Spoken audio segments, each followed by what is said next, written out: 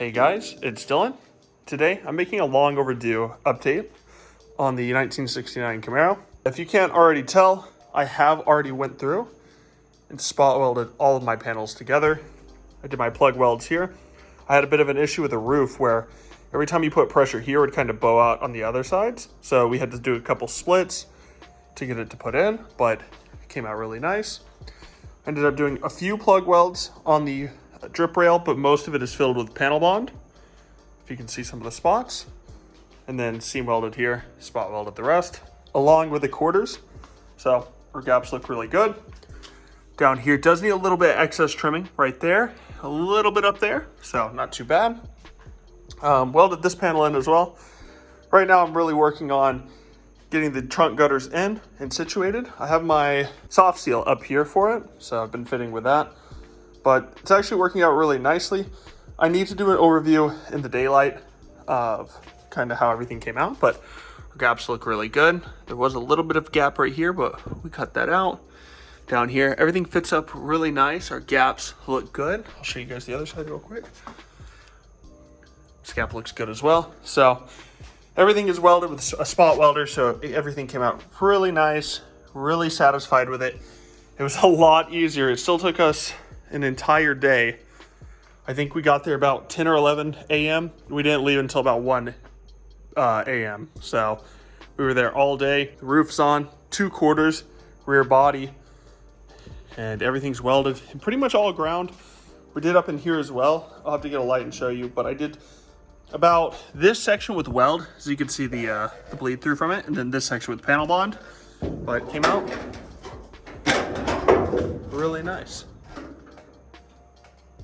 And then I did weld this seam as well, but everything came out awesome. So I'll give you guys an update on that just a little bit, but I just want to make a video just to say where I've been.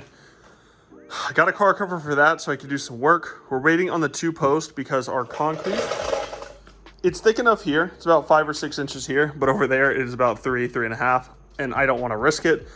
I would like at least 4 or 5 inches, what they recommend. And I installed a little Cooper and Hunter 18,000 BTU cooler. It's a heater, cooler, and a dehumidifier. We do have sometimes an issue with humidity in the basement, so that will help out with that, and it will keep us nice and cool. So everything's going to start working pretty quickly here. We are getting a concrete guy to come out here soon to give me a quote on what it's going to cost to tear that up and put more concrete in.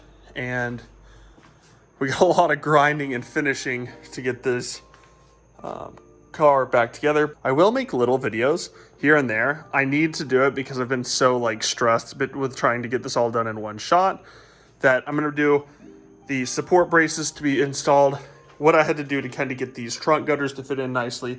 Still needs a little bit of work. As you can see, I need to push that in to kind of close this gap up right here.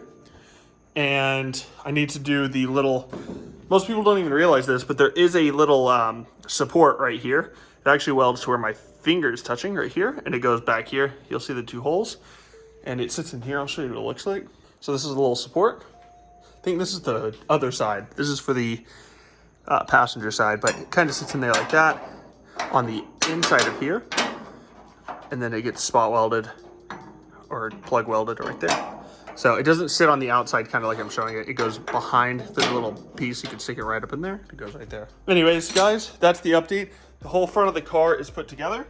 We got the grille, radiator support, hood latch.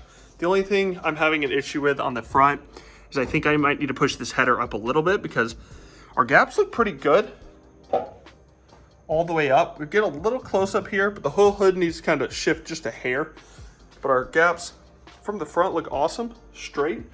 Same with this side, really straight, kind of tight, but not too bad. And then the front gap, not bad. It could come forward just a hair bit more, but other than that, it looks really good. Just gonna find out if I need to pull the header panel up or drop the latch in. I've dropped the latch in as much as we can, so probably won't be that. Definitely probably the header panel up just a little bit. We have tight tolerances here, but these things have little nubs. If you can see it sticking out, we'll grind that down on each side. It should fit in nicely, but overall, I can't complain with the amount of progress that's gone through this car in the last couple of weeks. I am sad that I did not get to film a lot of it. I've done quarters and roofs in the past, so I kind of knew what I had to go and do. And anytime I was picking up the camera, it would have just taken that much longer, and we already got out of there like 12 or 13 hours after work. So it's all done though. I'm very, very happy. I will catch you guys in the next video. I'll post a little bit more on what's going on. Also wanted to show you one little issue nobody ever talks about. I don't know if it's just this quarter panel's issue or if it's all of them, but this thing sits in here, right? Usually there's a little bit more meat right here where there's like a lip. So this thing will go in. It might need a little bit of trimming, but it's hitting right here on the side. Whereas on the other side,